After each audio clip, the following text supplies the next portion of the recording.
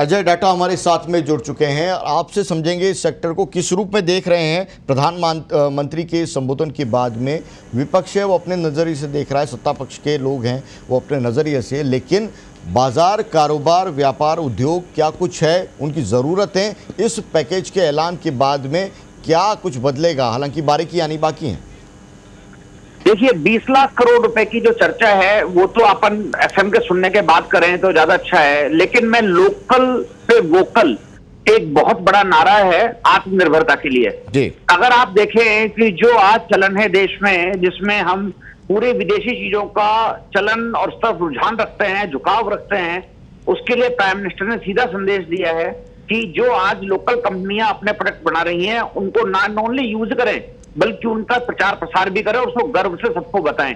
ये एक अपने आप में बहुत बड़ी लाइन है, मैसेज है कि जो कंपनियां राजस्थान में, इंडिया में अपना काम बना रही हैं, आज मान लीजिए अपना जूम सॉफ्टवेयर है जो चाइना से आया हुआ है, अमेरिका से आया हुआ है, वो आज यहाँ पर एक वीडियो मीट एप्लीकेशन है वो यूज हो सकती है, ईमेल सर्वर है वो कौन सा यूज हो सकता है, कार कौन सी यूज करनी है, ट्रक कौन सा यूज करना है, मोटरसाइकिल कौन सी यूज करनी है, और उसको हम गर्व से यूज करें। ये एक मैसेज जो है ये पूरा आत्मनिर्भरता की तरफ लेके जाएगा और बहुत बड़ा मैसेज है और संदेश है प्राइम मिनिस्टर की तरफ। लेकिन ये तो तमाम लोगों की भावना से जुड़ा हुआ है, लेकिन हमको ये भी देखना पड़ेगा कि हमारा जो सप्लाई का सिस्टम है या हमारे प्रोडक्ट की क्वालिटी, गुणवत्ता है वो कैसे मजबूत हो। इसके लिए तो पैकेज है वो, उसके अंदर जो ऐलान होते हैं बड़े महत्वपूर्ण हैं और उस तरह की एक्सपर्टीज़, क्योंकि अभी तक पूरा बाजार का माहौल कोरोना से पहले के जिस रूप में था वो आपको पता है, छोटी से छोटी चीज़ें हैं वो बड़े से बड़े ब्रांड के रूप में सामने आ रही थी और लोग उसके हैबिचुअल हो गए थे उसको खरीदने के।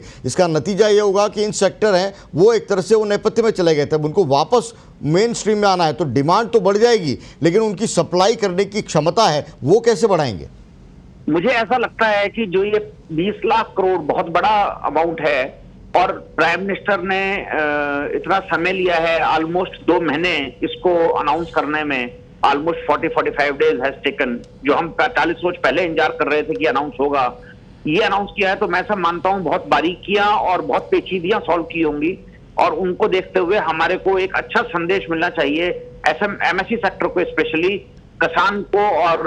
पुअर वर्ग को, इन तीनों को जो है बड़ा पैकेज मिलने की संभावना है। उनको अगर अपन ने सुधार कर दिया कि एक जो एमएसएमई सेक्टर है वो आत्मनिर्भर हो जाए, वो खड़ा हो जाए और तेजी से आगे बढ़ पाए, जो किसान है उसको तकलीफ ना हो, एग्रीकल्चर अपनी आगे बढ़े, और जो बिल्कुल गरीब तबका है उसको खाने के लिए और चलने के लिए और जीवन यापन के लिए तकलीफ ना हो, ये तीनों चीजें करेंगे तो हमारी सब चीजें स्ट्रेंथ में कन्वर्ट हो जाएंगी जो अदरवाइज लायबिलिटी में कन्वर्ट हो जाएंगी, और ये सब चीजें ही हमको आत्मनिर्भर बनाएंगी, मैं ऐसा मानता हूं, और हम आगे बहुत बढ़ सकेंगे।